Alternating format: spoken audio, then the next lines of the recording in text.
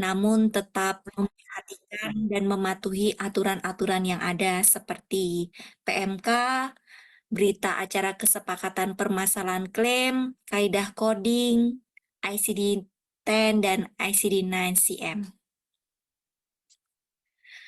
Kita mengklaimkan pelayanan rawat inap dan rawat jalan. Pelayanan ini sudah dimulai dari UGD, pendaftaran, dan berujung di tim Kesmik yang saat ini disebut tim JKN Rumah Sakit. Perlu kita pahami bahwa Kesmik ada di ujung atau di hilir. Pengelolaan coding harusnya mulai dari depan, dari awal mulai dilakukan pendaftaran, kemudian pelayanan pasien, baru nanti sampai pengumpulan berkas di tim JKN Kesmik. Dan ini saya akan menjelaskan beberapa definisi. Yang pertama adalah coding. Coding ini merupakan kegiatan memberikan kode berupa diagnosis, baik diagnosis utama maupun diagnosis sekunder, serta tindakan atau prosedur. Dan ini dilakukan oleh coder yang mengarah pada aturan di ICD-10 maupun ICD-9 CMK maupun berita acara kesepakatan permasalahan klaim. Berikutnya diagnosis. Diagnosis ini ada dua. Yang pertama ada diagnosis utama. Ini menjadi diagnosis yang memerlukan sumber daya terbanyak di saat pasien mendapatkan pelayanan di rumah sakit. Kemudian diagnosis sekunder adalah diagnosis yang menyertai diagnosis utama. Dan diagnosis sekunder ini juga terbagi menjadi dua, yaitu berupa komorbid dan komplikasi. Komorbid itu penyakit yang menyertai diagnosis utama saat pasien masuk, sedangkan komplikasi adalah penyakit yang timbul dalam masa pengobatan. Sedangkan prosedur juga ada dua, prosedur utama dan prosedur sekunder.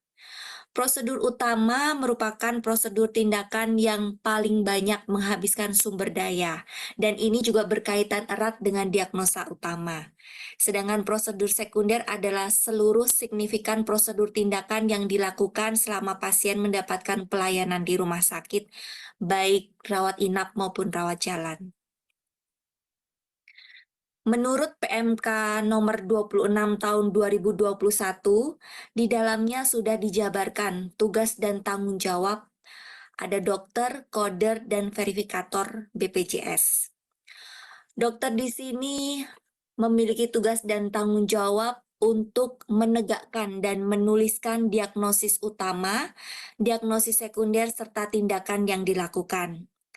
Dan tentunya ada kriterianya ya rekan dokter sekalian, bahwa resume medis yang kalau di rumah sakit sini merupakan ringkasan pulang, itu harus tertulis secara lengkap, jelas, dan spesifik. Sedangkan coder adalah petugas yang akan melakukan kodifikasi berdasarkan resume medis atau ringkasan pulang yang telah dicatat oleh dokter. Di sini coder akan melakukan kodifikasi menggunakan ICD-10 dan ICD-9 CM. Dan perlu dicatat bahwa coder apabila menemukan kesulitan ataupun ketidaksesuaian, maka coder akan menghubungi, akan melakukan klarifikasi dengan dokter.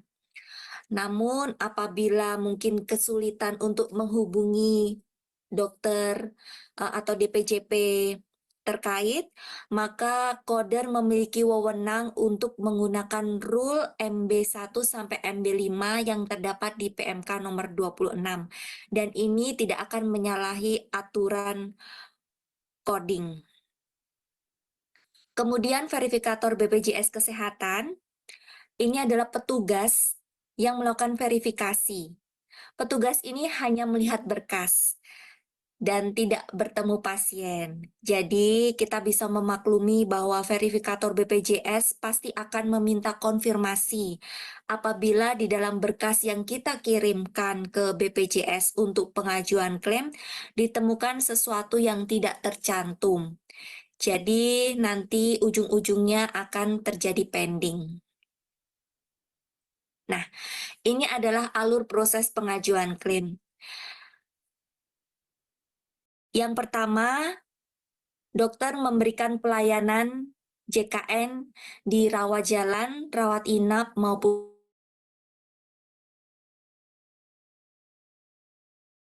UGD. Kemudian, dokter dan perawat harus melengkapi berkas klaim.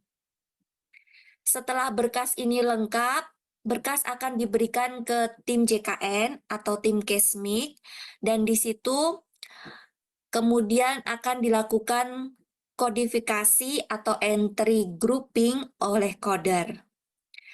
Setelah semuanya lengkap di bulan pelayanan, maka tim JKN Kesmik akan melakukan pengajuan klaim ke BPJS.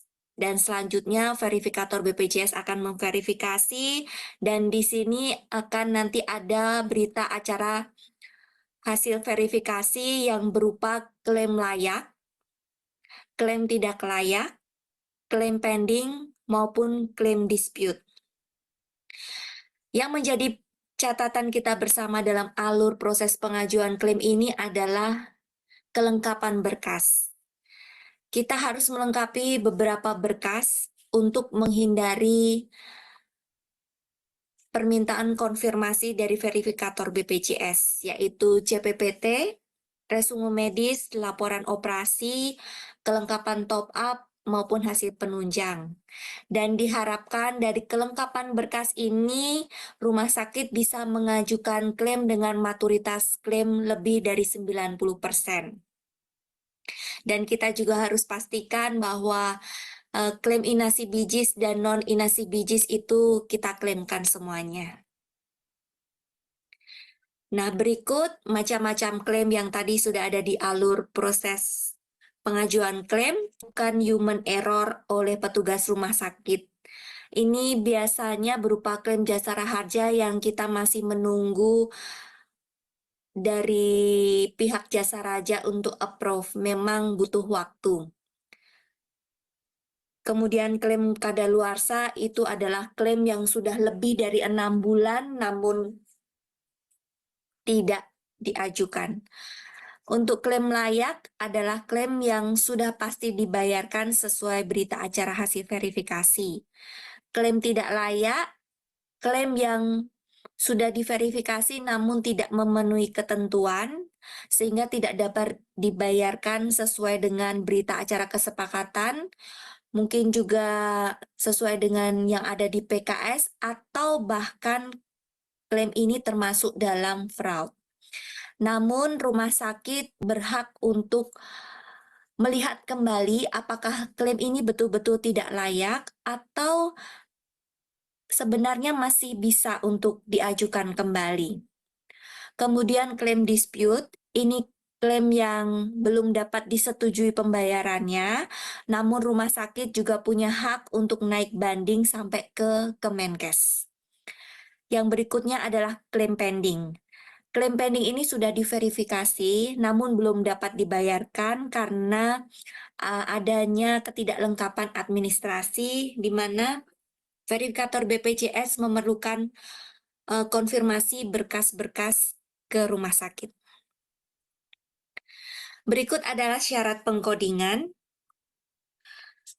Yang pertama, resume harus jelas. Resume harus terbaca jelas, lengkap, spesifik. Disertai dengan pemeriksaan fisik juga harus tercatat dengan baik. Dalam hal ini, dokter perlu koordinasi dengan perawat. Karena jangan sampai perawat misalnya menuliskan tanda-tanda vital itu sama, hampir sama tanpa melihat sebenarnya yang terjadi saat itu. Kenapa? Karena ini bisa merugikan rumah sakit di saat klaim ini menjadi klaim pending. Karena apabila kita mendapatkan klaim pending, CPPT merupakan senjata untuk kita mengajukan kembali klaim sehingga klaim bisa lolos. Kemudian hasil penunjang. Hasil pemeriksaan penunjang itu harus sesuai dengan kaidah coding. Misalnya, kalau dokter menuliskan diagnosa pasien hipokalemia, itu harus ditunjang dengan hasil kalium kurang dari 3,5, kemudian mendapatkan terapi KCL, dan kemudian diperiksa lagi labnya. Kaliumnya menjadi berapa setelah dikoreksi. Kemudian tentang diagnosa dan terapi, ini juga harus jelas. Karena BPJS setiap coding itu harus disertai resource. Harus ada sumber daya yang diberikan. Misalnya diagnosa anemia, harus ada transfusi. Diagnosa pneumonia, harus ada ronsen. Ronsennya pun harus terdapat infiltrat baru atau infiltrat progres. Nah, ini gambaran coder yang depresi karena menghadapi kendala pengkodean. Ini beberapa contoh kendala pengkodean, yaitu penulisan yang tidak dapat dibaca oleh coder, dan ini mohon menjadi perhatian rekan dokter sekalian bahwa coder itu sangat bergantung dengan tulisan dokter. Jadi kalau tulisannya agak susah, nah itu coder pun harus berpikir sangat keras. Bahkan ya ujung-ujungnya akan menyita waktu untuk harus klarifikasi dengan dokter terkait. Kemudian ini contoh penulisan tindakan yang tidak spesifik. Di sini contohnya adalah tindakan debridement. Debridement ini bisa dilakukan dari kulit sampai tulang. Nah, kalau misalnya dokter yang melakukan tindakan ini melakukan sampai ke fasia, misalnya dilakukan fasiotomi, alangkah baiknya tindakan operasinya bukan debridement, tetapi fasiotomi. Secara klaim pun nilainya juga akan berbeda. Dasar pemikiran kenapa coding tidak optimal dari yang tadi sudah saya jelaskan. Yang pertama itu resume tidak lengkap. Kalau tim JKN Kesmik harus mengurus resume juga, nah ini sangat susah karena kami ada di bagian hilir. Jadi resume itu memang bukan kewenangan dari tim JKN Kesmik. Resume itu berasal dari dokter, dari pelayanan. Jadi kami mohon rekan dokter sekalian untuk mencatat resume atau ringkasan pulang secara jelas, lengkap, dan spesifik. Yang kedua, severity level. Severity level ini yang harusnya bisa naik 2 bahkan sampai 3, tapi karena resource-nya tidak dilakukan, tidak diperiksa, maka coder tidak bisa menginput codingnya di saat grouping. Kemudian yang ketiga, penyebab coding tidak optimal itu kurangnya komunikasi antara Kesmik dengan dokter. Kesmik di sini adalah terutama untuk coder, karena yang mendapatkan tugas dan tanggung jawab untuk komunikasi dan klarifikasi tentang coding adalah coder. Di sini rekan DPJP bisa meminta bantuan dokter bangsal. Jadi dokter bangsal juga harus lebih aware ya untuk melihat bahwa kelengkapan resume itu menjadi tanggung jawab bersama.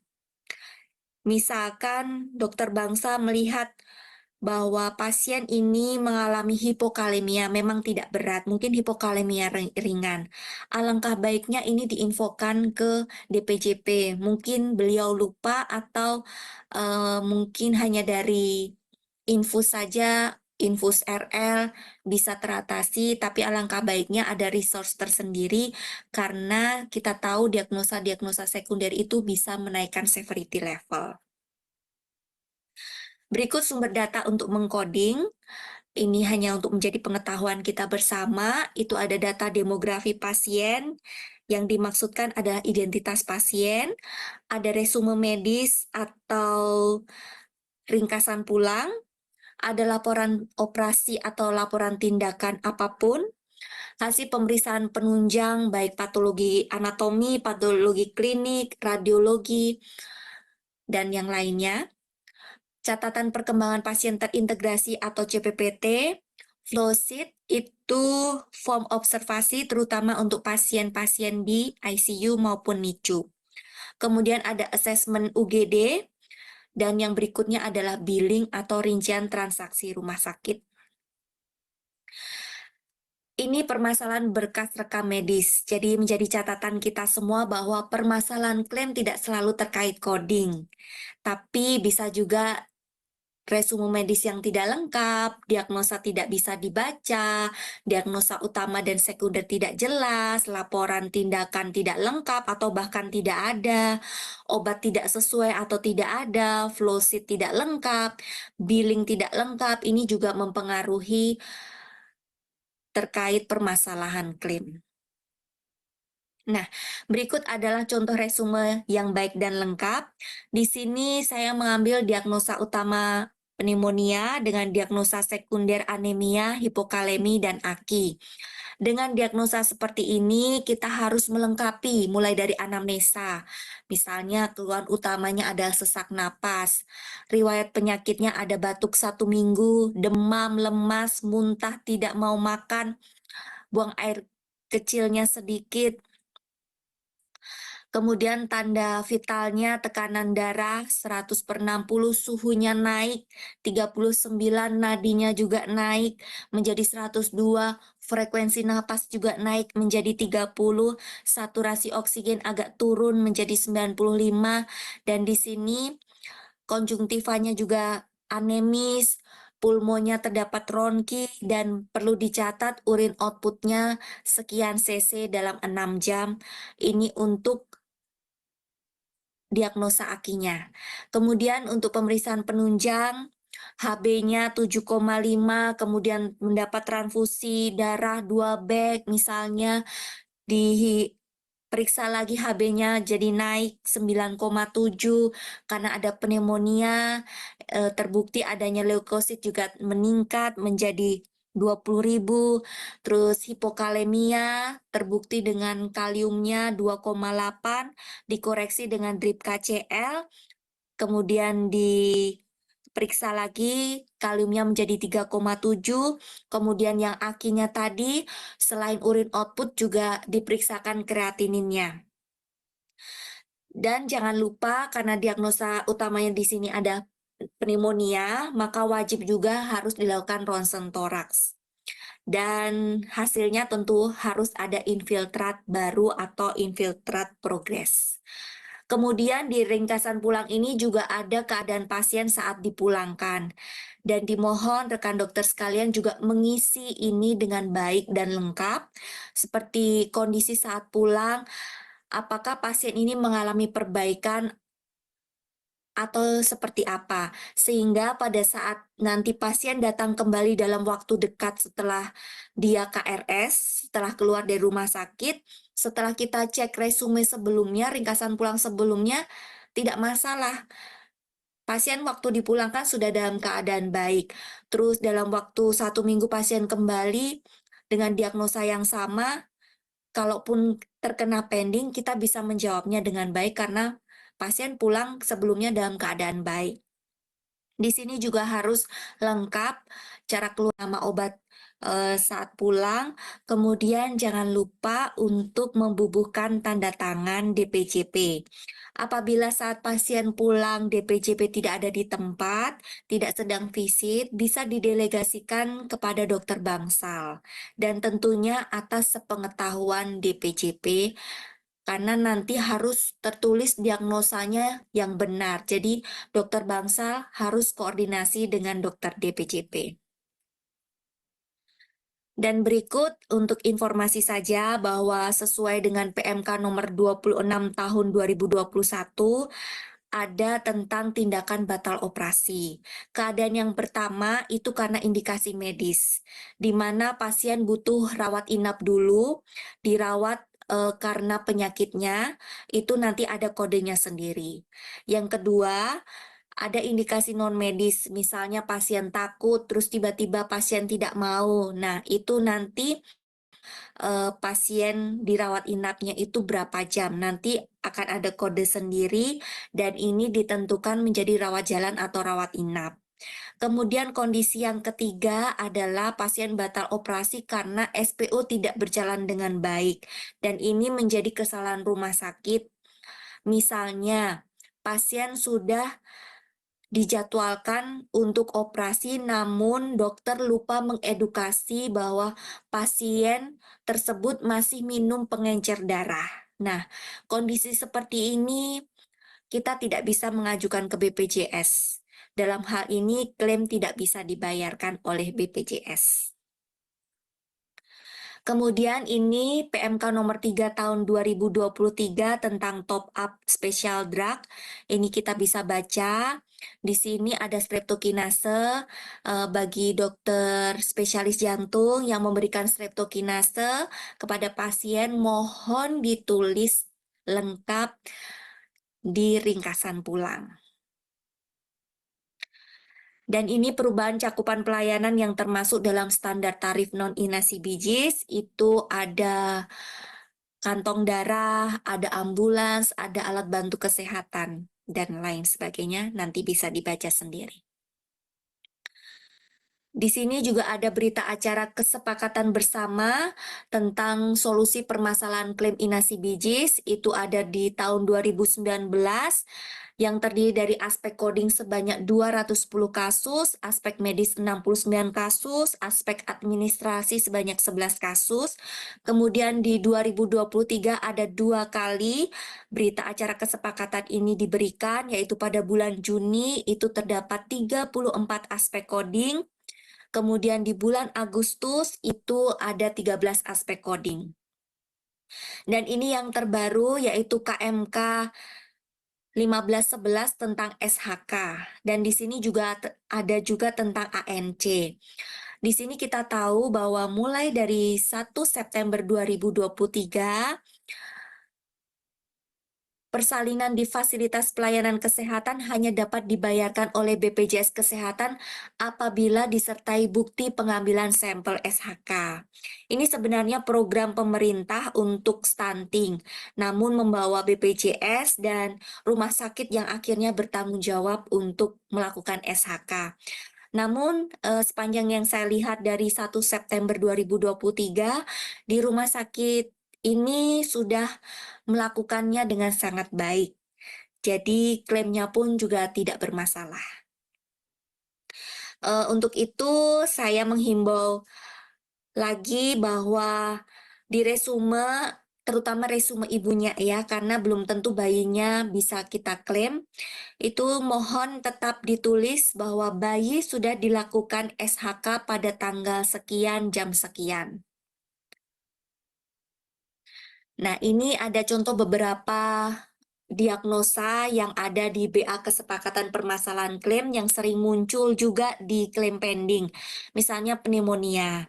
Pneumonia ini memang harus ada foto toraks dan itu pun juga harus terdapat infiltrat baru atau infiltrat progresif ditambah 2 atau lebih gejala di bawah ini. Kemudian tentang ISK, nah ini berulang kali ya dokter sekalian bahwa ISK itu ada 2 kriteria, ini kita bisa pilih salah satu. Yang pertama itu harus ada gejala klinis yang khas minimal 1 saja. Namun harus wajib dengan jumlah leukosit urin lebih dari 10 per LPB. Jadi minimal 11 per LPB. Kalau ini kriteria yang pertama tidak bisa, kita bisa menggunakan kriteria kedua yaitu kultur urin positif. Kemudian terkait peningkatan revenue atau pendapatan rumah sakit, ini yang pertama adalah peningkatan severity level 2 maupun 3 itu lebih dari 30%. Ini berkaitan dengan diagnosa sekunder. Di sini kita memang memerlukan sekali kalau memang dokter mencantumkan diagnosa sekunder, itu juga harus ada resource khusus yang akan menaikkan diagnosa sekunder ini untuk di-coding sehingga menaikkan severity level.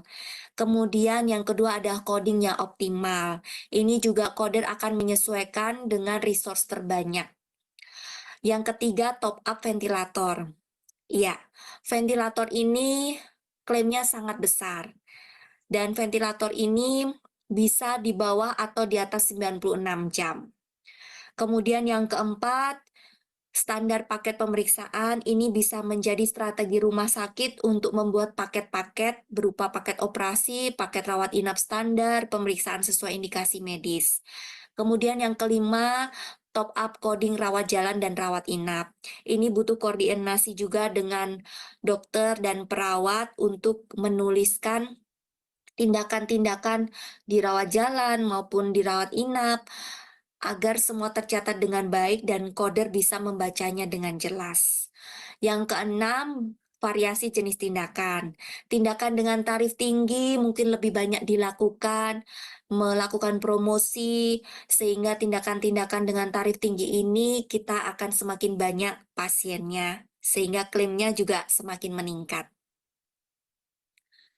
Berikut adalah 150 tindakan top up rawat jalan, ini nanti bisa dibaca sendiri. Nanti akan diberikan oleh MPP, Manajer Pelayanan Pasien yang ada di rawat jalan maupun rawat inap. Ini spesial drug. Ini spesial drug juga untuk talasemia, ini top up rawat jalan. Ini juga sama untuk talasemia di rawat jalan. Juga ada spesial prostesa.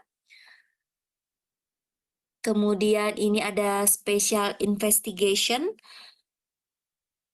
special prostesa, dan ini spesial prosedur, nanti bisa dibaca kembali rekan dokter sekalian. Sekian dari saya, terima kasih.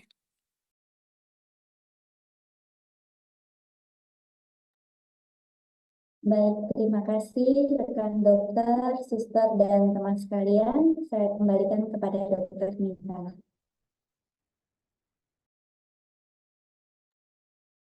Baik, terima kasih Dokter Dian. Untuk berikutnya rekan-rekan kita akan melanjutkan dengan khusus yang untuk kendali biaya.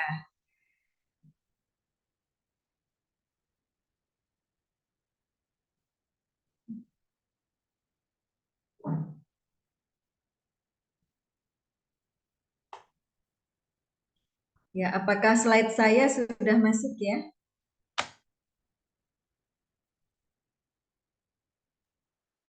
Belum, dokter. Oh, oke. Baik, Dok.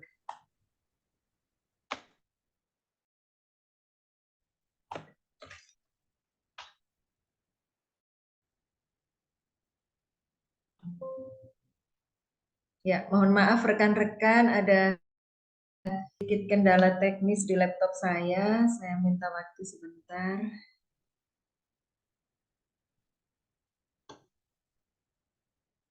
Ya, apakah sudah masuk Dokter Dian slide saya? Sudah, dok. Baik. Tapi belum slideshow, dokter. Oh ya, baik Dok.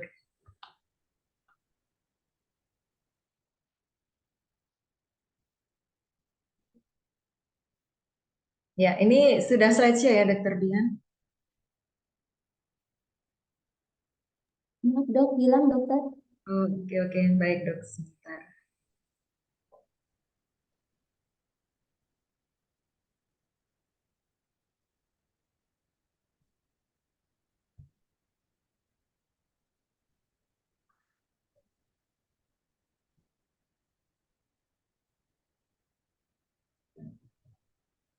Ya, sudah.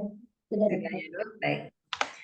Baik rekan-rekan, berikutnya saya akan melanjutkan tentang bagaimana peran kita semua di dalam kendali biaya. Sebenarnya ini bukan hanya tugas MPP, tapi sekali lagi seluruh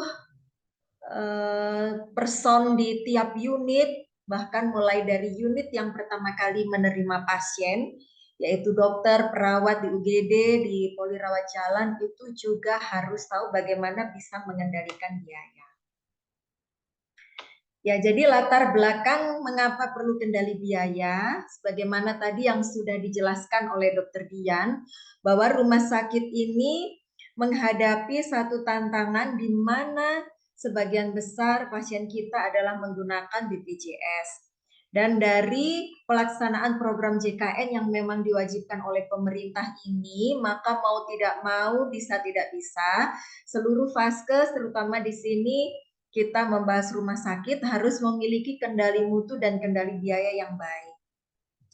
Jadi sekali lagi pentingnya untuk kita memahami ini bahwa kendali biaya dan kendali mutu yang baik akan menentukan kemana arah rumah sakit ke depan pastinya. Nah, biaya pelayanan JKN yang tidak terkendali, rekan-rekan semua, pastinya terkait misalnya selisih coding negatif yang tinggi atau klaim yang tidak optimal, ini akan menyebabkan revenue rumah sakit menurun dan pastinya akan menyebabkan biaya operasional yang tinggi. Nah, disinilah kita semua diajak untuk turut berpartisipasi bagaimana kita bisa mengoptimalkan kendali biaya, yaitu mulai dari dilakukan mitigasi biaya, yaitu dari tim, mulai dari tim JKN, verifikator internal, sampai dengan tim kendali mutu kendali biaya, bahkan tim anti fraud harus bersama-sama berkolaborasi untuk mengevaluasi komponen indeks biaya yang tinggi. Dan di sini ada item-item, komponen-komponen, juga tool-tool yang bisa dipakai untuk melakukan evaluasi ini. Dan yang kedua, tentunya harus menetapkan indikator standar. Ada standar indeks, ada rasio biaya. Dan itu membutuhkan komitmen kita semua untuk mematuhi indeks dan standar-standar yang sudah ditetapkan oleh rumah sakit. Dan yang ketiga adalah pastinya melakukan utility review dan audit biaya. Disinilah tentu saja peran aktif dari tim kendali mutu dan kendali biaya rumah sakit untuk melakukan utility review dan audit biaya ini sehingga diketahui komponen-komponen biaya mana saja yang tinggi dan bisa dicegah atau dilakukan kelola secara khusus terhadap hal itu.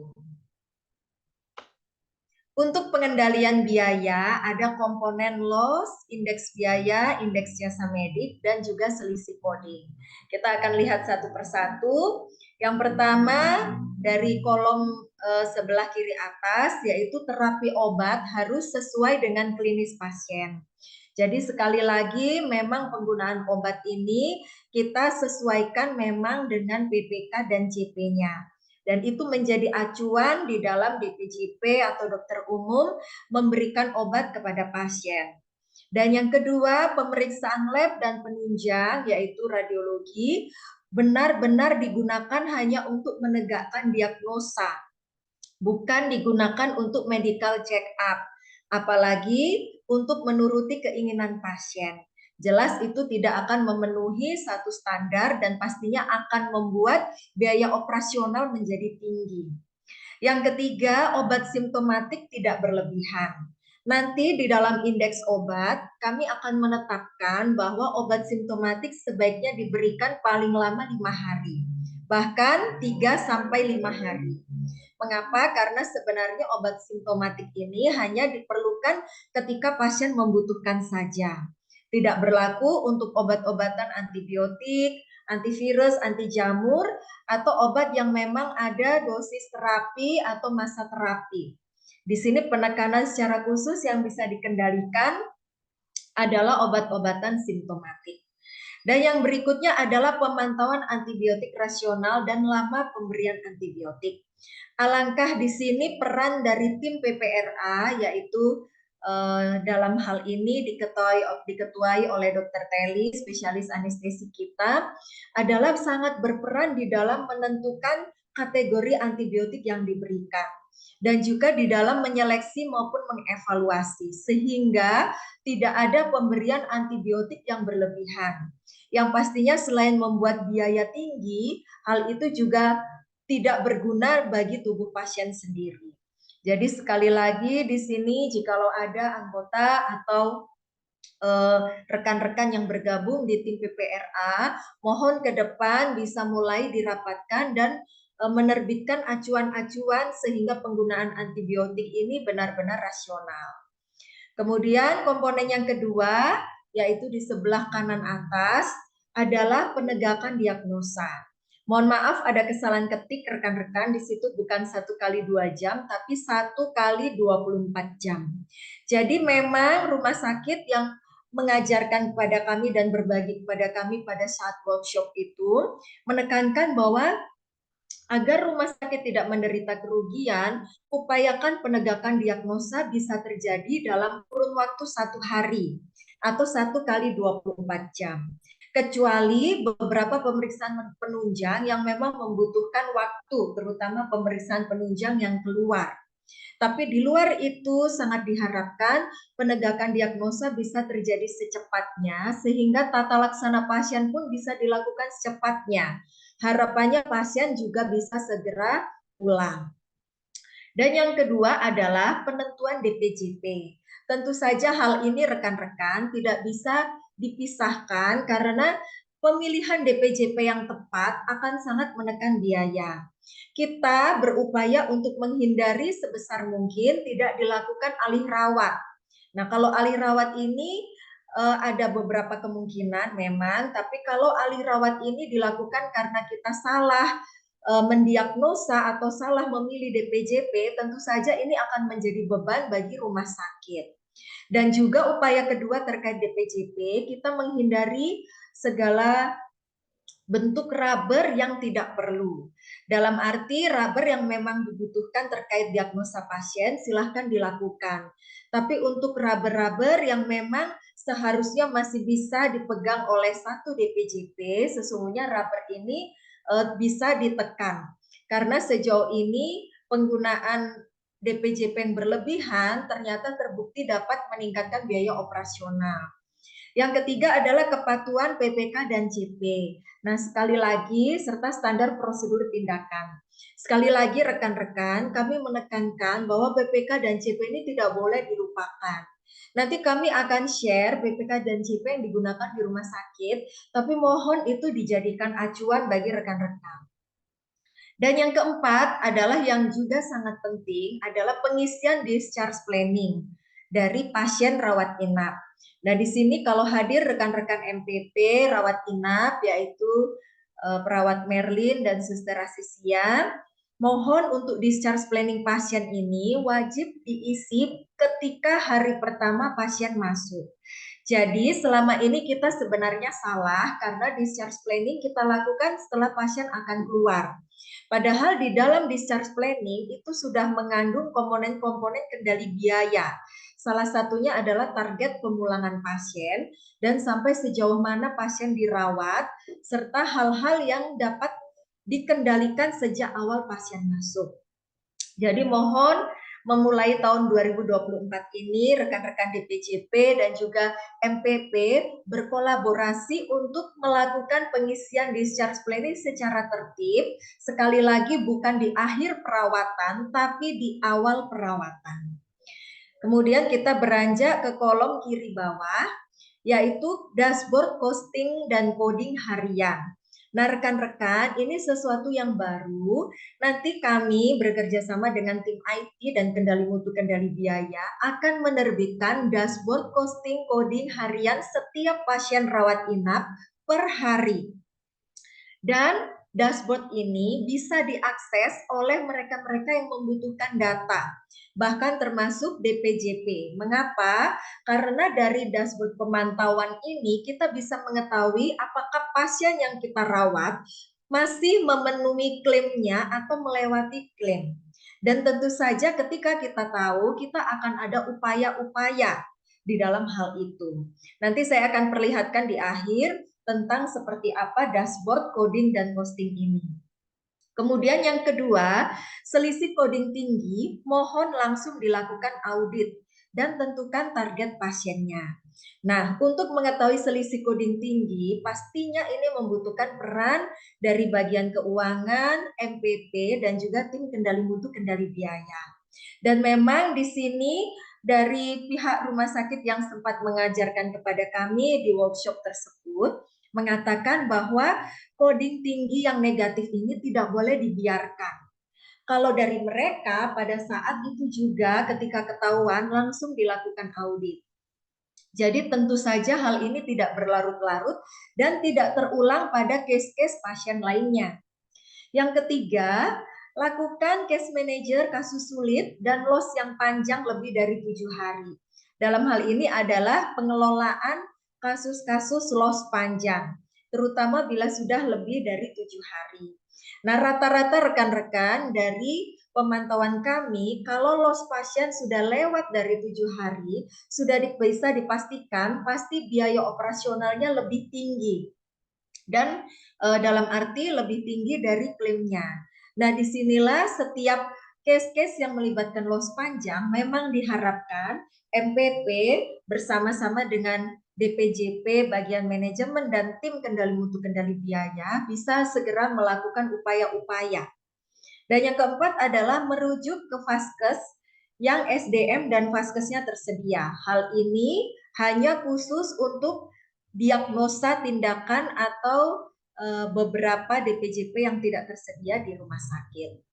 Yang terakhir, komponen di kanan bawah adalah penghitungan jasa medik dan honor dokter menggunakan persentase coding. Dalam hal ini bersyukur di rumah sakit kita sudah dilakukan sejak beberapa tahun yang lalu.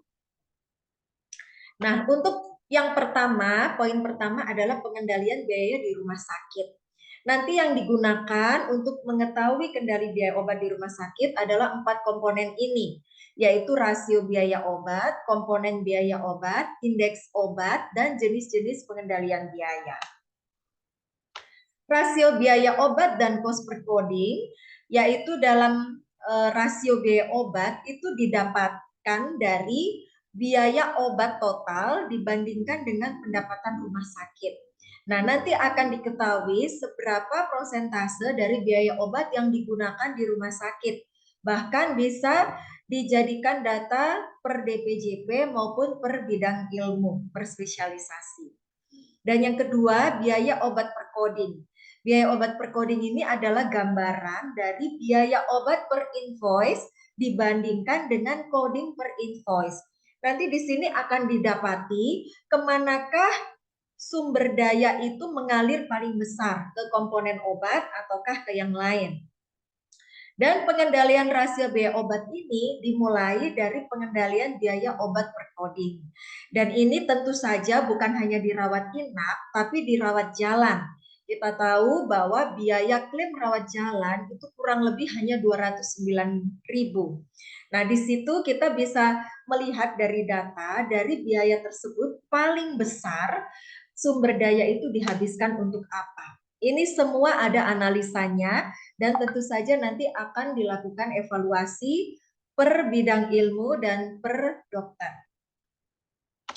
Kemudian untuk komponen biaya obat yang masuk di dalamnya itu adalah gas medis, HPP penjualan obat, pajak penjualan obat, serta BHP dan ATK farmasi. Nah, komponen ini semua akan tentunya masuk di dalam perhitungan. Dan dari komponen biaya obat ini nanti kita akan lihat sejauh mana menghabiskan sumber daya dari masing-masing pasiennya. Ini adalah contoh identifikasi masalah dan analisa biaya obat tinggi. Masalah yang muncul bisa berupa pertama, peresepan. Baik resep yang terlalu banyak secara jumlahnya ataupun secara jenisnya, atau pemberian obat-obatan yang mahal. Yang kedua adalah pemberian obat-obatan non-fornas. Nah, memang kebijakan di rumah sakit kita, obat-obatan non-fornas bisa diberikan, tapi tentu saja dalam jumlah dan jenis yang terbatas. Yang ketiga, resep obat yang tidak rasional. Contohnya penggunaan antibiotik yang berlebihan. Yang keempat, rupiah yang melebihi coding, yaitu real cost yang melebihi klaim inasibijisnya. Dan yang kelima, pasien kronis yang mendominasi. Ini juga menjadi masalah terhadap tingginya biaya obat. Nah, solusi-solusi yang disarankan dan yang bisa kita lakukan, yang pertama adalah mengurangi resep polifarmasi dan resep-resep yang tidak rasional. Tentu saja ini membutuhkan acuan. Oleh karena itu rekan-rekan, PPK, CP, SPO, SPO itu tidak bisa kita abaikan. Dan yang kedua, komitmen dari DPJP dan para dokter umum untuk memberikan obat sesuai fornas. Yang ketiga adalah nilai real cost yang tidak melebihi standar obat. Nah, di sini memang dari rumah sakit pemberi workshop diklat kepada kami, mereka menetapkan untuk pasien dirawat jalan itu standar obat tidak melebihi dari 40.000 per pasien. Nah, kalaupun melebihi, hal itu masih diizinkan untuk kasus diagnosa tertentu, tetapi di dalam total dari obat per bulan pada katakan DPJP tertentu, itu ada prosentase atau kesepakatan yang tidak boleh dilanggar. Jadi kita tetap melihat dari rekapitulasi bulanannya. Dan keempat, solusi yang disarankan adalah memaksimalkan program rujuk balik.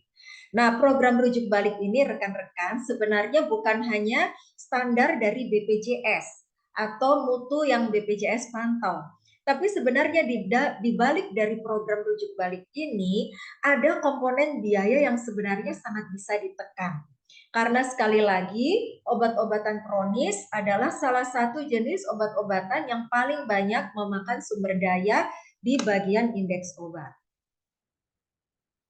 Nah, ini contoh juga yang tadi sudah sempat dijelaskan, yaitu tindak lanjut kendali biaya obat di farmasi, yaitu harus sesuai Fornas, kemudian beberapa obat yang tidak ada generiknya bisa digunakan obat paten, yang penting menggunakan yang harga yang lebih murah. Nah, pemantauan obat-obatan ini sangat perlu dilakukan baik oleh bagian farmasi maupun dari bagian MPP rawat jalan serta tim kendali mutu kendali biaya. Karena audit dari obat-obatan ini ke depan sangat berperan di dalam mengendalikan obat di pasien rawat inap maupun rawat jalan. Dan tentu saja acuan clinical pathway PPK itu menjadi acuan standar di dalam penggunaan obat-obatan. Ini adalah contoh infos pasien rawat inap dengan indeks obat biaya tinggi. Dan ternyata di sini ada penggunaan antibiotik yang kurang rasional atau berlebihan, serta pemilihan antibiotik yang tidak sesuai dengan CP.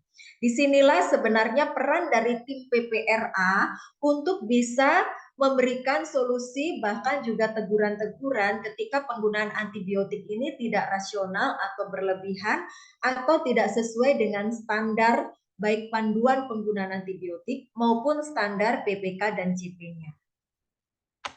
Kemudian berikutnya adalah analisa indeks biaya obat. Nanti tim akan mengerjakan per dokter. Sebagaimana yang selama ini sudah dilakukan, jadi nanti akan terlihat dokter DPJP yang menggunakan obat dengan prosentase yang sangat banyak atau indeks biaya obat paling tinggi oleh bagian yang mana-mana saja. Hal ini semua sangat bisa dievaluasi. Begitu pula dengan jumlah subresep per dokter, itu juga akan didata oleh bagian farmasi dan oleh tim. Ini semua tujuannya bukan untuk menghalangi kebebasan rekan-rekan DPJP atau dokter untuk memberikan resep, bukan. Tapi di sini kami tetap memaparkan di mana tujuan ke depan ada kendali dan komitmen bersama untuk penggunaan obat. Sejauh obat itu diberikan sesuai dengan standar PPK dan CP, hal itu tidak masalah. Tetapi ketika ada pelanggaran PPK dan CP dalam hal ini penggunaan obat yang tidak sesuai, nah tentu saja itu membutuhkan penanganan yang khusus. Yang kedua adalah tentang loss. Pemantauan loss atau length of stay dapat dilakukan. Yang pertama, target perawatan pasien diputuskan untuk rawat inap dan tetap melakukan edukasi dan inform consent terhadap pasien atau keluarga. Dan memang sejauh ini kami semua di manajemen sudah melakukan sounding terus-menerus untuk pasien-pasien yang datang ke UGD sebisa mungkin dilakukan upaya rawat inap atau setidaknya one day care. Mengapa? Karena pertama selain untuk tujuan observasi pasien, tentu saja pada pasien rawat inap untuk biaya yang diklaimkan jelas lebih besar dari sekedar rawat jalan. Lebih-lebih bila pasien memang ada indikasi atau memang membutuhkan untuk observasi terkait kondisinya. Yang kedua, length of stay ini harus memenuhi standar di PPK-CP yang telah disusun. Oleh karena itu, rekan-rekan dokter, PPK dan CP ini nanti kami akan mintakan ke masing-masing bidang ilmu untuk menjadi acuan kami di dalam mengevaluasi atau mengaudit. Yang ketiga, pemantauan jam visit DPJP. Nah, khusus untuk jam visit DPJP, memang kami di sini tidak bisa terlalu ketat. Mengingat kami menyadari beberapa DPJP kita di sini berperan sebagai ASN di rumah sakit lain yang memang ada jam kerja khusus. Namun kami tetap sounding, kami tetap menghimbau sekiranya bisa, mungkin visit ini bisa dilakukan sebelum jam kerja di rumah sakit utama mungkin. Atau setidaknya tidak terlalu jauh dari jam 2 yang sebagaimana ditetapkan oleh indikator standar pelayanan minimal rumah sakit dari keputusan Menteri Kesehatan. Yang keempat, diagnosa ringan dan severity level 1 diupayakan loss-nya tidak melebihi 3 hari. Karena kalau sudah lewat dari 3 hari, dipastikan itu akan mengalami tanda petik kerugian, yaitu biaya operasional yang lebih besar daripada klaimnya. Yang kelima adalah monitoring loss pasien dengan perawatan intensif. Dalam hal ini adalah pasien ICU atau NICU. Nah, pasien ICU dan NICU sejauh ini paling banyak menghabiskan sumber daya.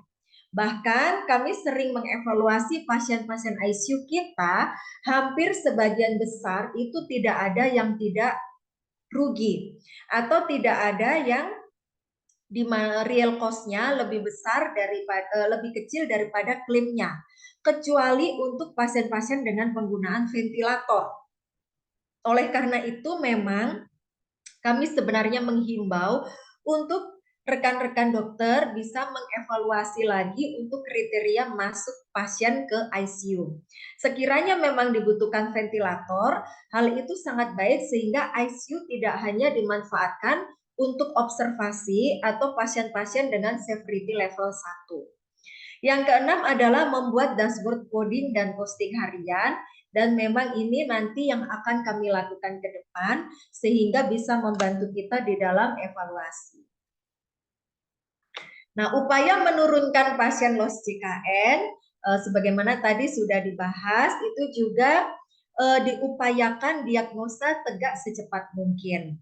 Tadi sudah dijelaskan bahwa 1 kali 24 jam itu menjadi acuan sebisa mungkin diagnosa bisa ditegakkan. Bahkan kalau bisa di UGD sudah tegak itu jauh lebih baik.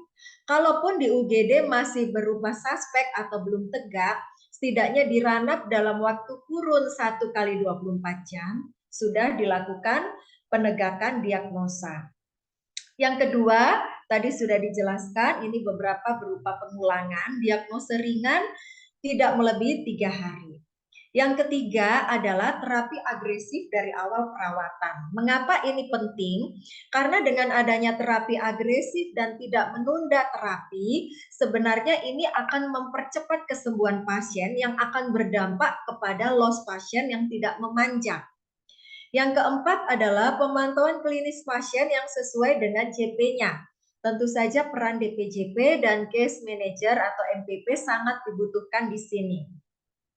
Yang kelima, untuk loss yang sudah melampaui CP, MPP berhak bahkan wajib melakukan diskusi dengan DPJP untuk menetapkan target pasien dirawat sampai sejauh mana. Tentu saja kita akan menetapkan standar-standar, contohnya seperti pasien stroke, tentu saja kita tidak menetapkan target pasien bisa jalan baru dipulangkan. Nah, hal-hal ini membutuhkan diskusi antara MPP, DPJP, bahkan juga tim kendali mutu dan kendali biaya rumah sakit. Yang keenam adalah upaya untuk pembahasan kasus secara berkala, terutama kasus-kasus yang rumit yang melibatkan lebih dari 1 DPJP atau juga kasus-kasus yang melibatkan perawatan di ICU atau NICU. dan kasus-kasus yang telah menghabiskan sumber daya banyak. Dan yang terakhir adalah dengan konsul ke konsultan. Kita di sini sudah memiliki 3 dokter konsultan. Sekiranya diagnosa yang bisa langsung dikonsulkan ke konsultan, hal itu sebenarnya bisa dilakukan. Karena dengan konsul ke konsultan secara langsung dan secara cepat dilakukan, tentu saja tata laksana dan tata kelola pasien diharapkan akan lebih cepat dan menghindari alih rawat yang dimana akan memperpanjang loss pasien. Yang berikutnya, bab ketiga adalah terkait dengan penunjang. Nah, efisiensi penunjang yang bisa dilakukan, yaitu yang pertama, sekali lagi ditekankan bahwa pemeriksaan laboratorium atau radiologi harus sesuai indikasi, bukan untuk medical check up, apalagi sesuai indikasi sosial menuruti keinginan pasien. Jadi sekali lagi patokan indikasi medis dan kegunaan ini menjadi sangat-sangat penting. Dan PPKCP lagi-lagi menjadi acuan atau standar untuk menentukan pemeriksaan penunjang yang memang dibutuhkan oleh pasien. Nah, dari tim kendali mutu kendali biaya serta manajemen rumah sakit menetapkan standar indeks lab rawat jalan dan rawat inap tidak melebihi 15% dari klaimnya. Sementara standar indeks radiologi rawat jalan dan rawat inap tidak melebihi 3% dari klaimnya. Nah, di sini peran dari MPP dan tim kendali mutu kendali biaya atau TKMKB sangat dibutuhkan untuk mengevaluasi hal-hal ini. Nah, ini adalah contoh temuan audit terkait indeks biaya yang tinggi di bagian penunjang. Kita bisa lihat yang pertama adalah pemakaian alkes BMHP berlebihan yang tidak sesuai dengan standar prosedur tindakan atau SPT. Yang kedua, pemeriksaan penunjang yang berlebihan tidak sesuai PPK dan CP. Yang ketiga, indikasi pemeriksaan penunjang yang tidak adekuat. Dan yang terakhir adalah contohnya pemeriksaan pre-op atau persiapan tindakan operasi elektif dilakukan di rawat inap. Nah, ini rencana tindak lanjut yang diusulkan atau bisa diupayakan oleh masing-masing baik DPJP maupun dari tim TKMKB. Yang pertama adalah memantau dashboard hariannya. Nah, ini bisa menjadi kunci untuk kendali di dalam sektor penunjang. Dan yang kedua adalah butuhnya persetujuan MPP untuk pemberian terapi maupun pemeriksaan-pemeriksaan penunjang yang melibatkan biaya mahal. Dan langkah ini memang bersyukur sudah kita lakukan di rumah sakit kita, yaitu kita berkoordinasi dengan perawat di mana beberapa obat atau tindakan pemeriksaan penunjang yang membutuhkan biaya besar, maka kami himbau atau kami arahkan untuk perawat tersebut berkoordinasi terlebih dahulu dengan MPP. Bahkan rekan DPJP sendiri sebenarnya sangat bisa melakukan koordinasi terlebih dahulu dengan MPP sebelum memintakan pemeriksaan tertentu. Nah, yang ketiga, contoh rencana tindak lanjut terkait masalah-masalah tadi adalah membuat SPO persiapan operasi. Nah, di sini kami menekankan rekan-rekan DPJP, khususnya mungkin bagi pasien-pasien yang bukan dari luar kota, sebenarnya persiapan preoperasi elektif itu bisa dilakukan di rawat jalan. Sehingga pengklaimannya pun nanti akan diikutkan episode rawat jalan. Kalau itu dilakukan di episode rawat inap, secara klinis memang bisa, tetapi secara klaimnya sebenarnya itu rugi. Karena seharusnya biaya klaim di rawat inap yang mungkin lebih difokuskan pada tindakan operasinya, akhirnya harus terpecah dengan persiapan.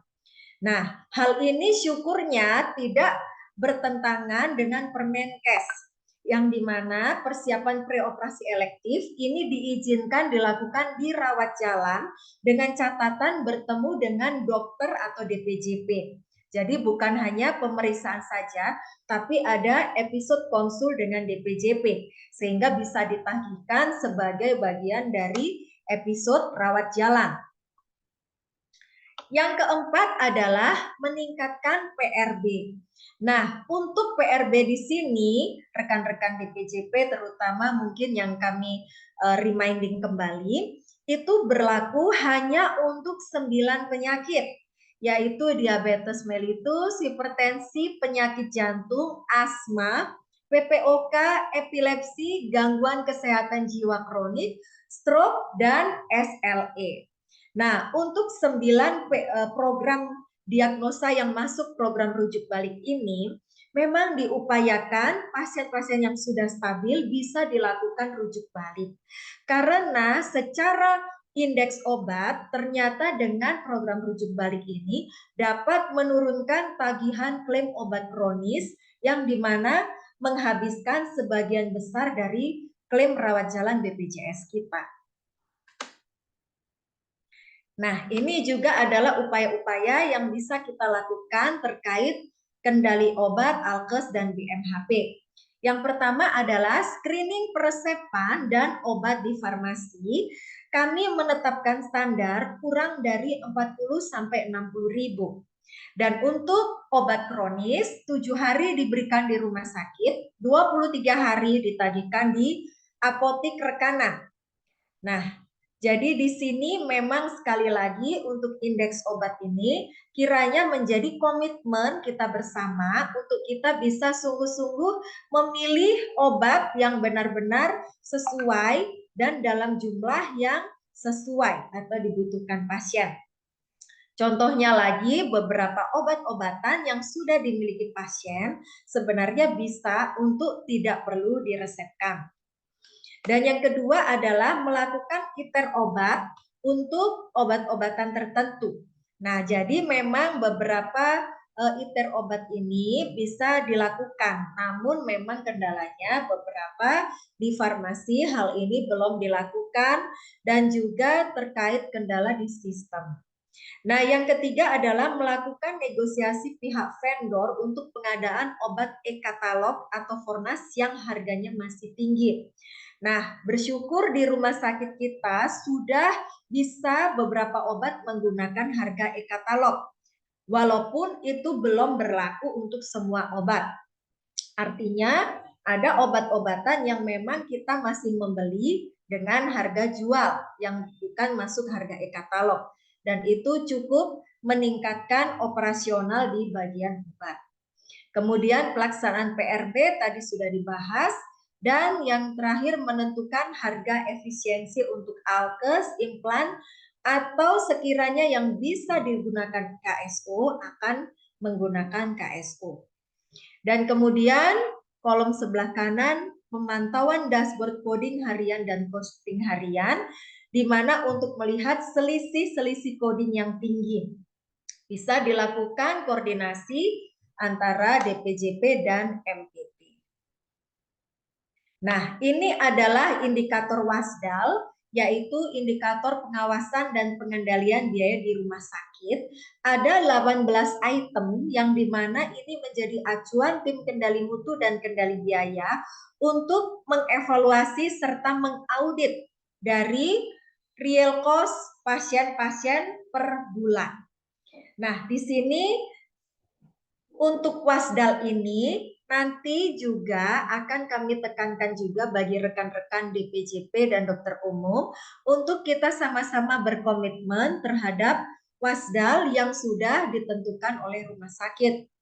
Sejauh ini WASDAL di Rumah Sakit Carolus Borromeus kita masih masih dalam tahap pembahasan dan penggodokan, jadi memang belum menjadi acuan standar untuk saat ini. Tapi beberapa minggu lagi ketika kami sudah menjadikan itu sebagai satu standar dan ditetapkan dalam sebuah surat kebijakan atau surat keputusan dari pimpinan rumah sakit, maka ini menjadi sesuatu yang wajib dilakukan oleh semua.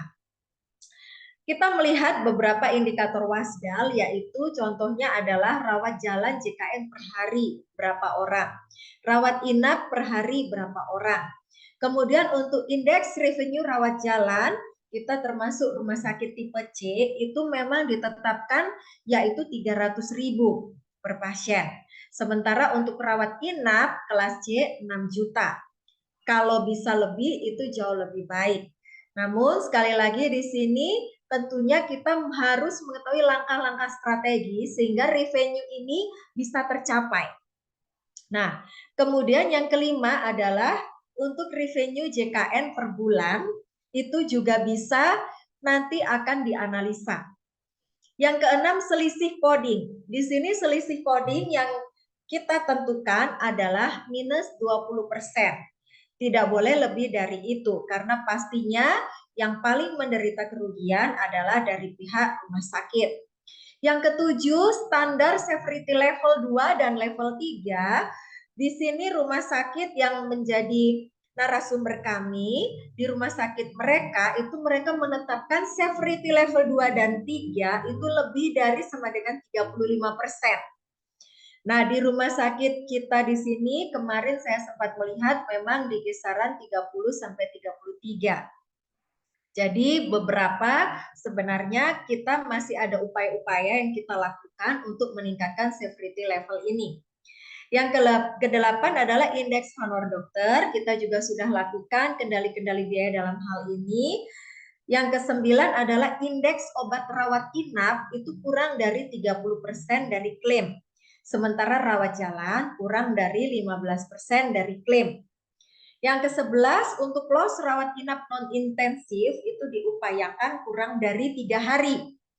Yang ke-12 prosentase loss rawat inap yang lebih dari 3 hari itu nanti akan dilihat berapa persen. Ketika makin besar loss rawat inap yang lebih dari 3 hari, maka kita akan bisa melihat dampaknya pada pembiayaan. Kemudian PRB targetnya 80%.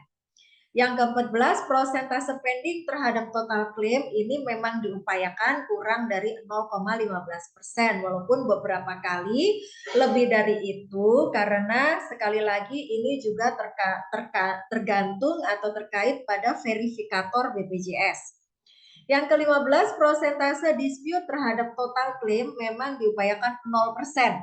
Karena kita tahu rekan-rekan semua bahwa dengan adanya dispute sebenarnya ini menunda pembayaran ke rumah sakit. Belum lagi proses dispute yang membutuhkan waktu yang sangat panjang.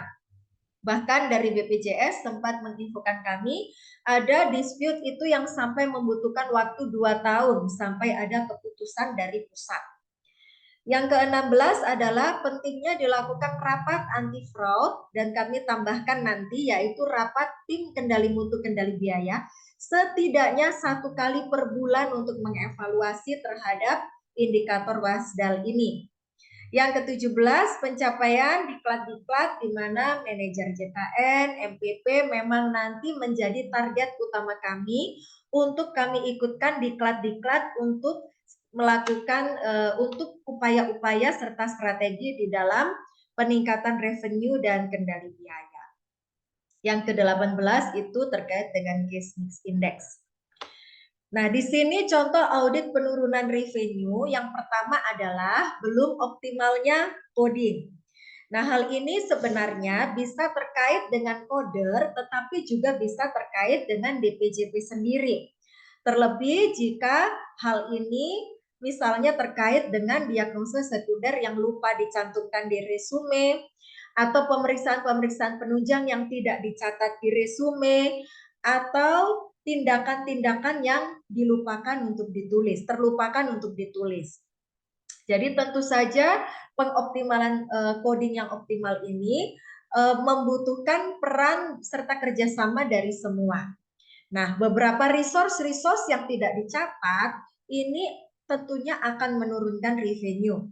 Jadi sekali lagi alangkah pentingnya mulai DPJP, dokter Bangsal, kemudian tim JKN berkoordinasi untuk tidak melewatkan hal-hal penting yang bisa menaikkan klaim maupun menaikkan severity level di resume medisnya. Yang kedua adalah sistem severity level belum optimal dari diagnosa yang di-coding. Beberapa kali memang kami menjumpai ada kelupaan-kelupaan atau beberapa tindakan obat top up itu yang tidak dituliskan. Nah, tentu saja hal ini akan mempengaruhi dari klaimnya itu sendiri. Kemudian yang ketiga, komponen biaya tinggi, yaitu selisih coding negatif tinggi akan mengakibatkan penurunan revenue. Dari diklat atau workshop yang kami ikuti, kami disarankan membuat 10 besar diagnosa dengan selisih coding negatif yang tinggi supaya bisa dianalisa secara khusus dan ditentukan langkah-langkahnya secara khusus. Dan yang keempat adalah belum atau kelupaan di dalam top up klaim rawat jalan rawat inap. Nanti kami juga akan tunjukkan top up di rawat jalan yang bisa menaikkan klaim. Nah, berikutnya adalah peran DPJP di dalam kendali biaya. Setidaknya ada 11 langkah yang bisa DPJP, rekan-rekan DPJP lakukan di dalam mendukung kendali biaya. Yang pertama adalah membuat WPK dan CP untuk 10 bahkan 20 penyakit terbanyak di rumah sakit, sehingga ini menjadi acuan. Yang kedua adalah membuat SPO untuk 10 tindakan terbanyak. Jadi tidak ada tindakan-tindakan diharapkan yang keluar dari SPO-nya. Baik itu dilakukan satu maupun dokter lainnya, prosedurnya sama sesuai SPO.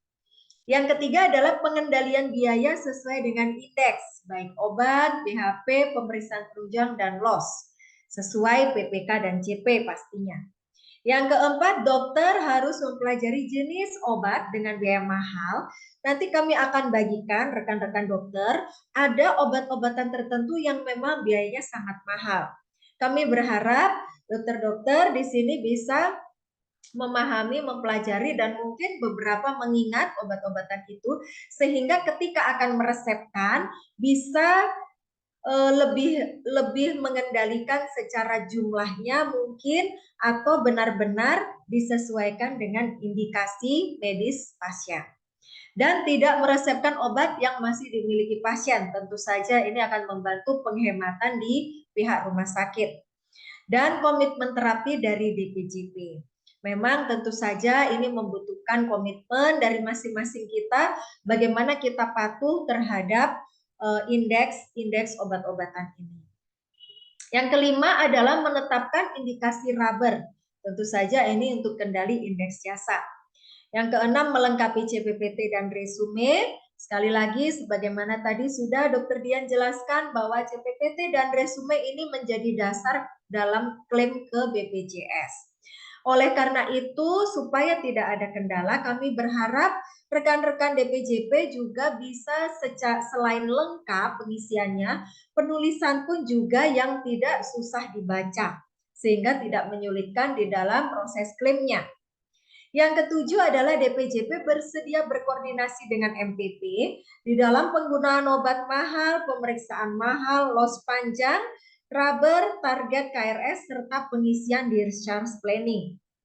Nah, sekali lagi memang ini membutuhkan peran aktif baik MPP maupun DPJP.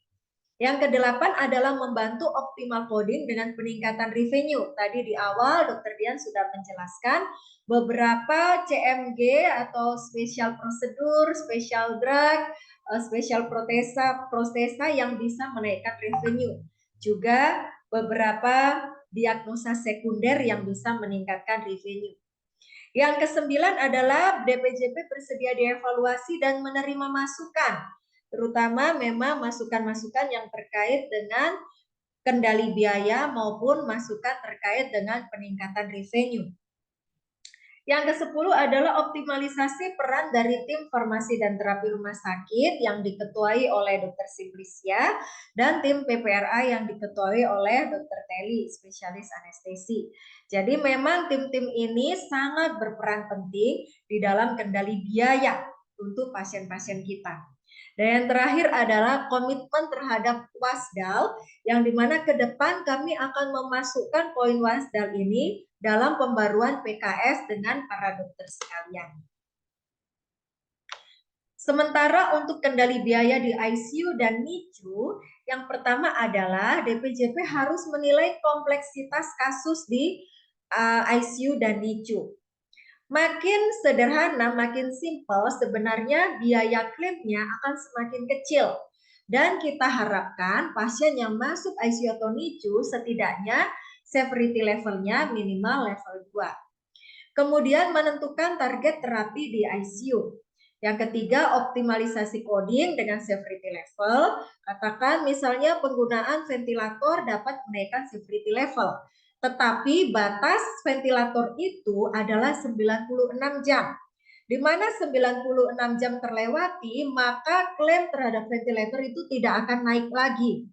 Nah, maka di sini salah satu usulan-usulan yang dimana rumah sakit yang sempat berbagi dengan kami menjadi narasumber di workshop ini mengatakan bahwa tim mereka bahkan bisa mengusulkan ke DPJP untuk 96 jam ke atas pasien bisa dilakukan prosedur tracheostomi, di mana prosedur tracheostomi itu akan menambahkan lagi dari klaim yang akan bisa ditagihkan ke BPJS. Dan yang keempat, ya pemanfaatan utilisasi ventilator. Jadi memang diharapkan ke depan, rekan-rekan semua, ICU atau NICU ini tidak hanya menjadi tempat untuk sekedar observasi pasien, tetapi utilitas di dalamnya itu sebenarnya bisa dimanfaatkan secara optimal sehingga akan meningkatkan revenue atau meningkatkan klaimnya. Nah, strategi menaikkan severity level dan klaim ini menjadi pertanyaan salah seorang dokter ketika kami membawakan sosialisasi ini kemarin. Jadi sebenarnya ada upaya-upaya yang bisa kita lakukan untuk menaikkan severity level dan klaim.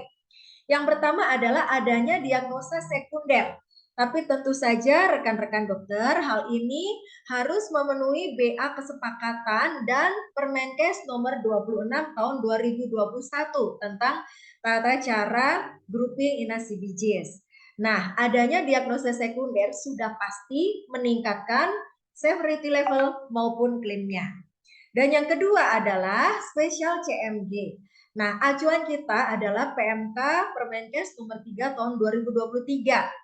Bisa dilihat di lampiran mulai halaman 31. Jangan khawatir rekan-rekan, kami nanti akan bagikan semua Permenkes serta BA kesepakatan ini sehingga rekan-rekan bisa kembali pelajari, baca-baca atau mungkin meng-highlight beberapa yang sering dilakukan. Nah, CMG di sini yang dimaksud adalah special procedure, special drug, special investigation, special prosthesis, subacute case, dan chronic case, serta prosedur top up. Nah, untuk rawat jalan, untuk prosedur top up di sini ada 150 prosedur top up yang nanti kami juga akan tunjukkan sedikit yang bisa menaikkan klaim rawat jalan. Sementara untuk ranab contohnya untuk prosedur spesial yaitu penggunaan ventilator. Nah, ini contoh dari audit severity level 1 dengan selisih coding tinggi di ruang intensif. Jadi sekali lagi rekan-rekan dokter, untuk level 1 di ICU dan NICU hampir bisa dipastikan menderita kerugian. Oleh karena itu kami sangat berharap kriteria pasien masuk ICU nanti bisa digodok lagi bersama-sama antar komite medik di mana kita bisa memperketat kriteria-kriteria pasien yang masuk ICU dalam arti yang benar-benar sesuai indikasi dan sekiranya bisa menggunakan prosedur-prosedur spesial yang akan menaikkan klaimnya. Ini adalah juga contoh-contoh analisa pasien ICU dari rumah sakit yang memberikan kepada kami workshop. Di sini mereka menggolongkan triwulan 1, 2, 3, 4, melihat jumlah pasien ICU, prosentase masuk ICU, dan severity levelnya. Nah, kita bisa lihat dari tabel ini ternyata memang level 2 dan level 3 menjadi dominasi dari pasien-pasien di ICU dan memang harapannya seperti demikian. Nah, ini adalah contoh 20 besar grouping inasi bijis dengan selisih negatif. Nah, hal ini nanti diharapkan dari verifikator internal maupun tim JKN dan tim kendali mutu kendali biaya bisa menerbitkan data ini sehingga bisa menjadi acuan dari rekan-rekan DPJP, dokter umum, bahkan juga user di unit masing-masing untuk membantu di dalam tata kelolanya. Ya, sementara di satu sisi kita juga bisa menerbitkan data tentang 20 besar grouping inadmissibilities dengan selisih positif. Sehingga ini menjadi tindakan-tindakan favorit yang bisa dilakukan di rumah sakit yang dalam rangka meningkatkan revenue. Ya, jadi tadi ini sudah dijelaskan juga di awal juga oleh Dr. Dian, jadi pentingnya peningkatan revenue dan kendali biaya. Sekali lagi ini membutuhkan koordinasi dari kita semua, di mana kita sama-sama berkomitmen untuk menaikkan klaim dan di satu sisi untuk kendali biaya. Baik, jadi demikian rekan-rekan dokter, rekan-rekan manajemen, juga rekan-rekan tim yang kami undang juga di sini. Hal-hal yang sudah kami sampaikan dan berharap ke depan kita bisa bersama-sama menekan maupun menaikkan menekan biaya maupun menaikkan pendapatan rumah sakit. Mungkin sebelum diskusi saya izin share untuk 150 tindakan atau prosedur di rawat jalan yang bisa menaikkan klaim. Nanti mungkin sekiranya bisa ini di print dan ditempel di masing-masing unit sehingga menjadi acuan bersama.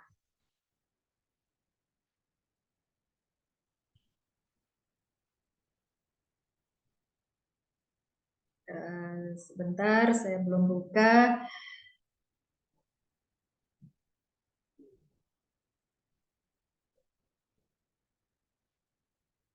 Ya, mungkin sambil menunggu apakah ada pertanyaan dulu dari rekan-rekan dokter sekalian atau rekan-rekan di MPP maupun tim kendali mutu kendali biaya, kami persilahkan. Selamat siang, Dok. Arian, Dok. Ya, silahkan, Dok. Dok, sudah boleh tanya apa belum, Dok? Ya, boleh, Dok. Ini saya mencari Iya. file yang top up rawat jalan. Dok, saya mau tanya, Dok, terkait presentasinya Dr. Dian. Ya, Iya, Dok. Yang pertama tadi, Dok. Presentasinya menarik sih. Saya jadi lebih tahu soal masalah coding. Cuman sayangnya nggak kelihatan yang presentasi tadi, Dok. Jadi agak kurang lengkap nih rasanya. Tapi nggak apa-apa. Yang penting saya mau nanya. Pertanyaan pertama. Tadi disampaikan Dr. Dian kalau coding itu tugasnya coder. Jadi pertanyaannya apakah saya harus menulis kode diagnosis atau saya biarin diagnosis sama tindakan aja yang saya tulis, kodenya nggak ditulis. Pertanyaan kedua, Ibu jadi mau ke ini atau apa? Pertanyaan yang kedua, saya itu pernah dapat peringatan verifikasi pasca klaim, Dok, karena ada diagnosis yang saya tulis, tapi tidak ada prosedur yang dikerjakan. Nah, pertanyaan saya adalah, resume itu setahu saya kan harus menggambarkan keseluruhan perawatan yang kita lakukan ke pasien, karena itu yang nanti akan diretensi saat rekam medis itu disusutkan. Nah, jadi saya kan menulis selengkap-lengkapnya tuh, tapi ternyata kalau nggak ada intervensi, itu nggak boleh dituliskan di situ. Jadi, sekarang gimana nih, apakah saya hanya menulis yang ada tindakannya atau semua diagnosis tetap saya tulis, lalu nanti tim apa itu namanya JKN tadi yang Kesmik itu yang dulu namanya Kesmik itu yang akan memilah mana yang diklaimkan ke BPJS dan mana yang tidak. Itu aja dulu, Dok, dua pertanyaannya. Terima kasih.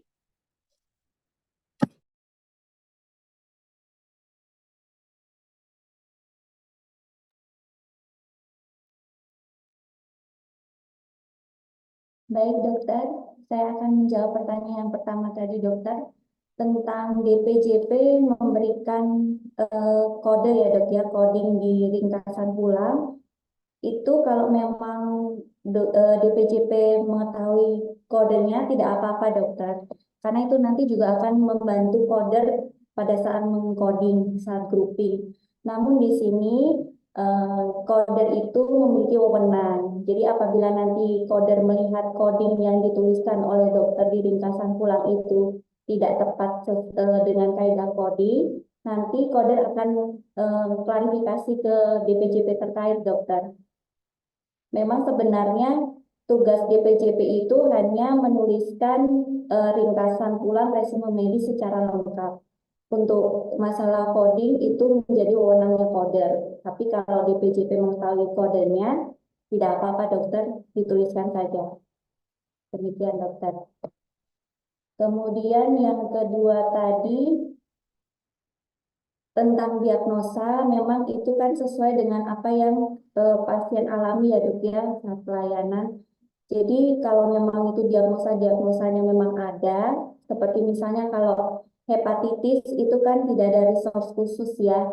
Kadang kan itu misalnya di saat persalinan atau SC itu kan kadang waktu dicek ada hepatitis, tapi namun tidak ada resource khusus untuk terapinya. Silakan saja tetap dituliskan di ringkasan pulang. Nanti tetap kami dari tim JKN itu akan melihat kalau memang itu tidak ada resource khususnya, itu tidak akan dikoding. Tapi kan memang itu terjadi di pasien menderita hepatitis, begitu dokter. Demikian dokter Aryan.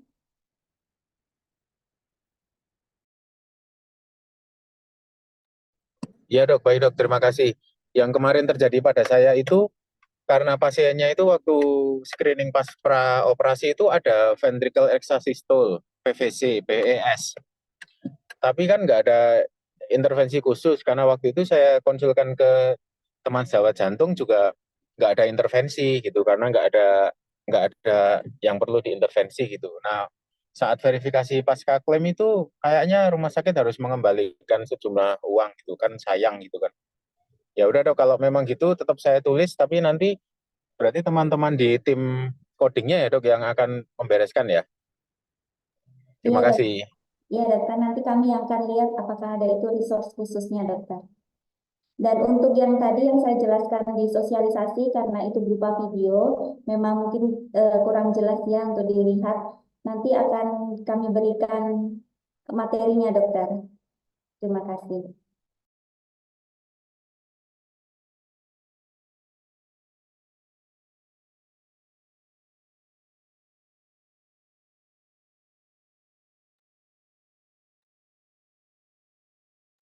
Baik, terima kasih Dokter Dian. Ya, mungkin apakah masih ada pertanyaan lain dari rekan-rekan sekalian, dokter maupun rekan-rekan dari tim yang ingin ditanyakan? Jikalau belum, mungkin izinkan saya untuk share dulu.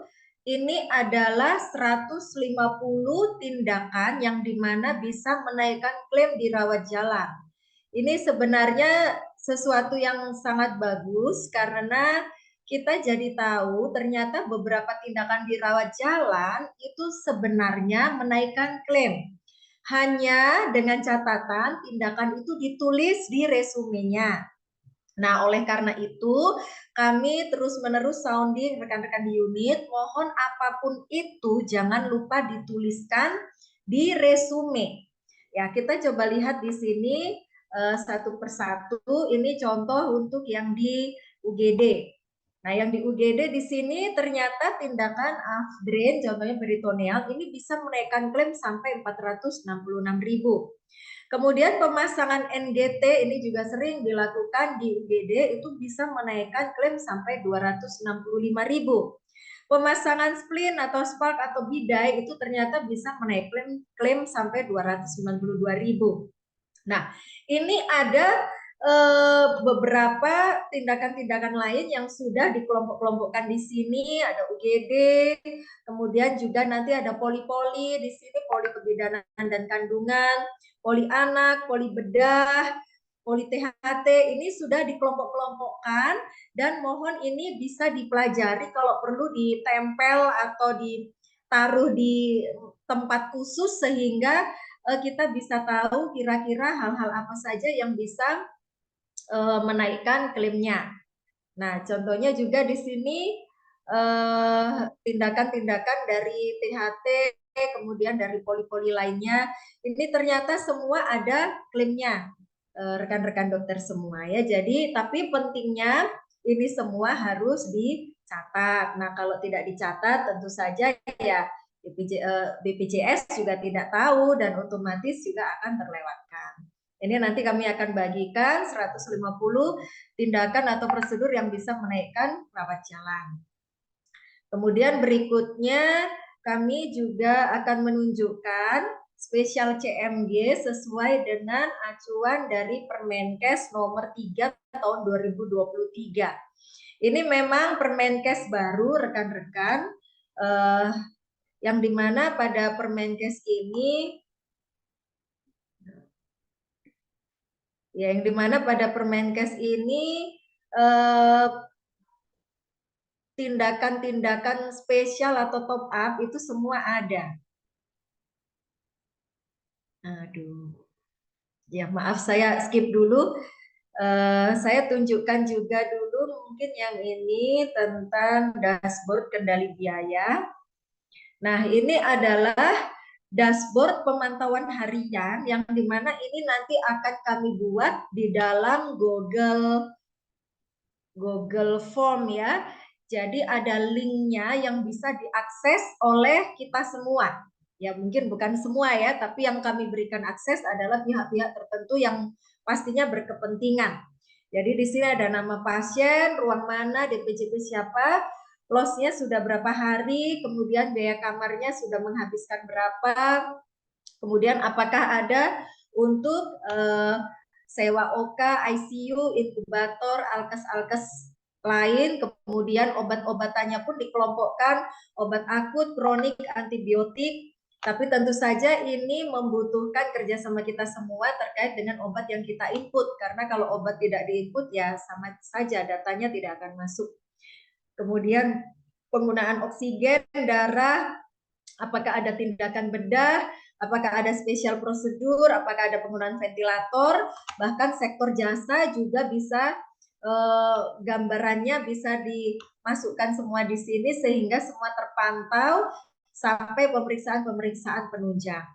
Nah, jadi dengan dashboard pemantauan harian ini tentu saja kita semua bisa mengetahui dan mengecek sudah sejauh mana biaya itu dihabiskan oleh pasien dalam case per case-nya.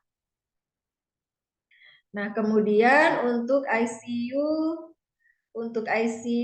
ya nanti juga ada data-data untuk ICU yang dimana itu mungkin lebih banyak nanti dari tim kendali mutu dan kendali biaya di dalam mengevaluasi pasien-pasien yang ada di ICU. Ya mungkin itu rekan-rekan. Untuk Permenkesnya mohon maaf kok saya kehilangan linknya. Nanti mungkin kami akan share saja di dalam bersama-sama dengan materinya untuk Permenkes serta BA kesepakatan. Baik, mungkin ada lagi yang hendak ditanyakan rekan-rekan sekalian.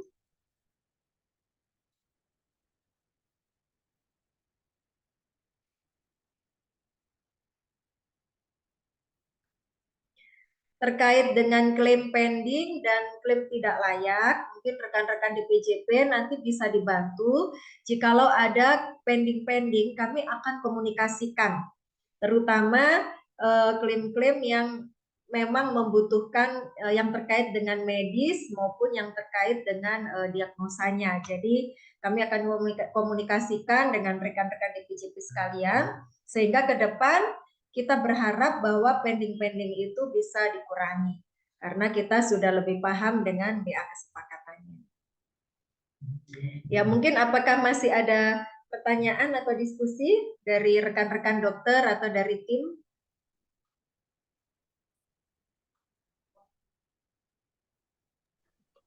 Selamat siang dokter, dari saya sedikit. Ya, silahkan Elton. Oke, baik dokter, saya mau tambahkan sedikit. Ini terkait dengan yang sudah tadi disampaikan.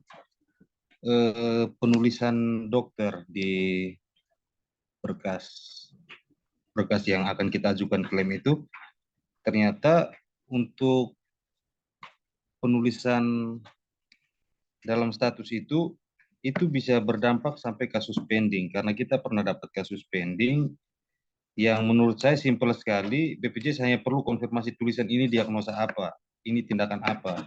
Nah, saya rasa untuk pending seperti itu tidak perlu terjadi kalau misalnya tulisannya agak diperjelas lagi.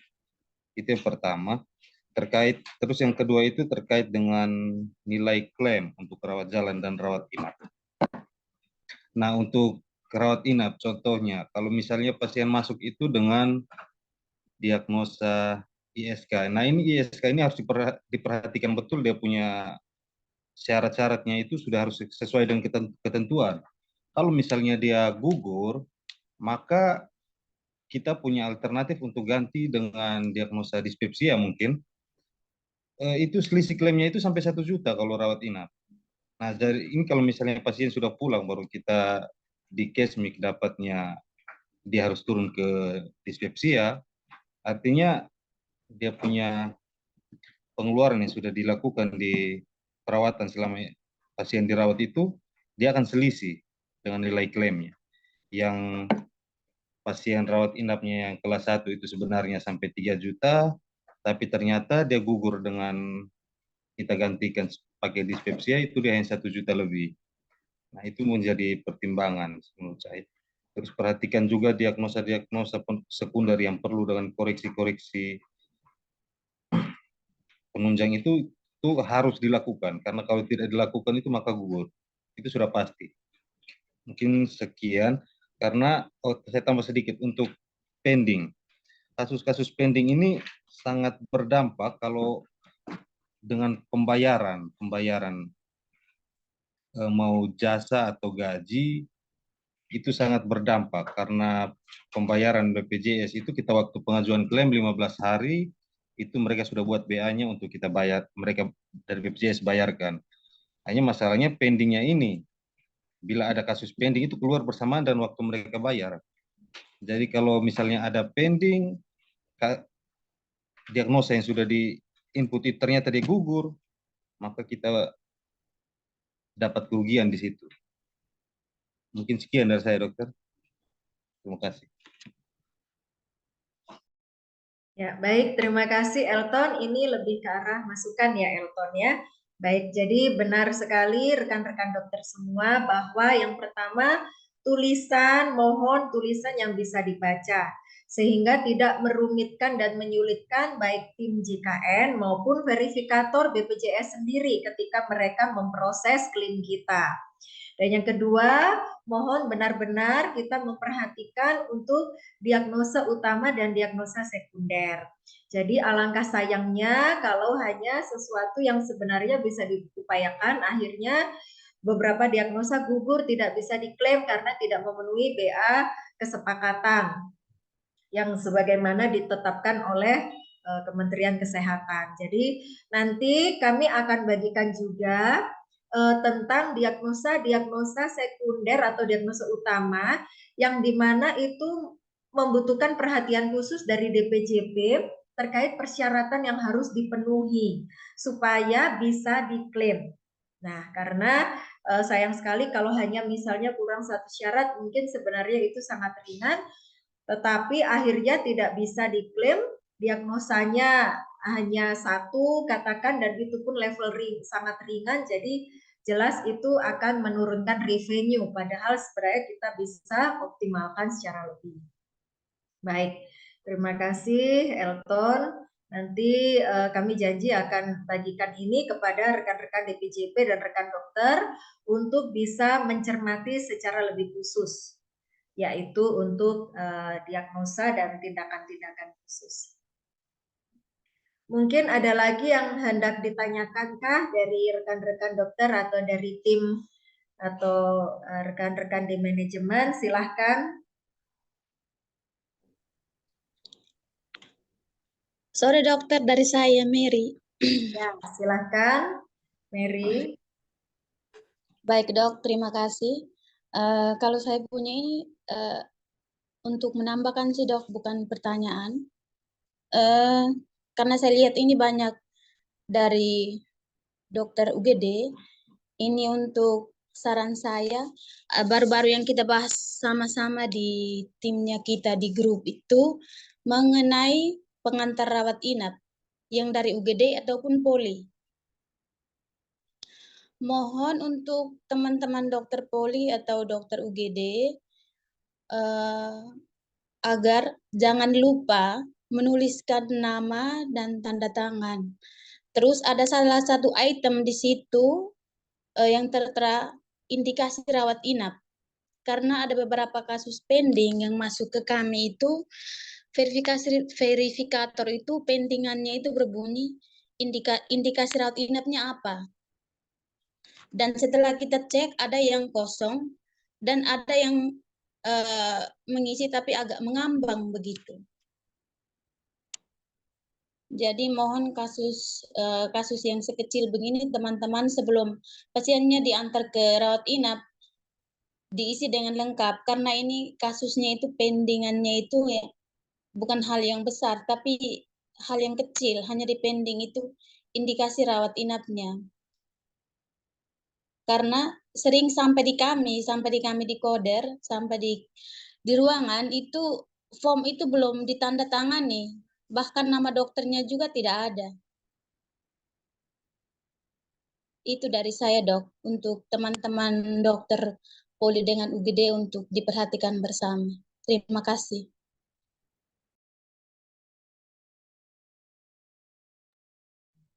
Baik, terima kasih Mary untuk masukan dan sarannya.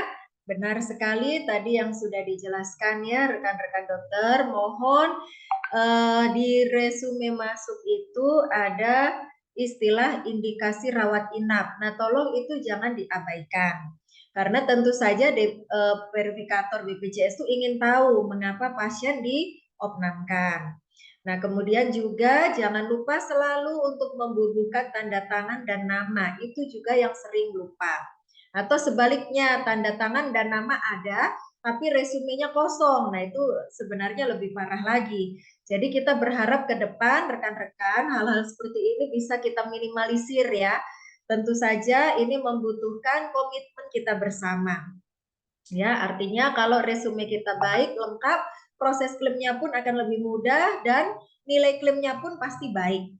Tapi jika resume kita tidak lengkap, tulisan tidak terbaca, kemudian indikasi dan poin-poin tidak diisi, ya tentu saja akan meningkatkan pending atau menurunkan klaim pada akhirnya.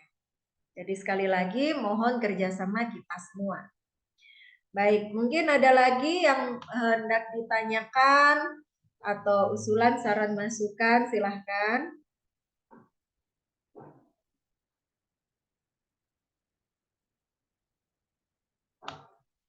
Dan sekedar info mungkin rekan sekalian bahwa ini awal dari kami mengundang terkait dengan coding dan klaim.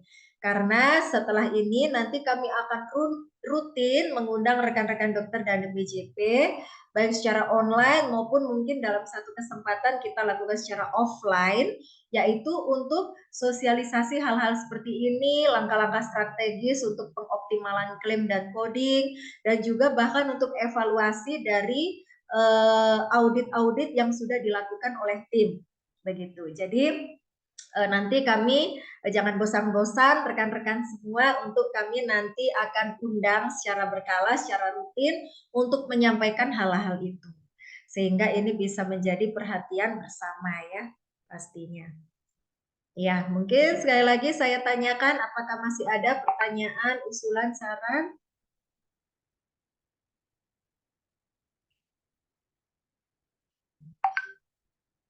Baik, jikalau sudah tidak ada, berarti mohon izin untuk sosialisasi kita saya tutup saat ini. Sekali lagi terima kasih terdalam bagi rekan-rekan di PJP, dokter umum, rekan-rekan suster, dokter, dan juga rekan lainnya dari tim-tim yang kami undang.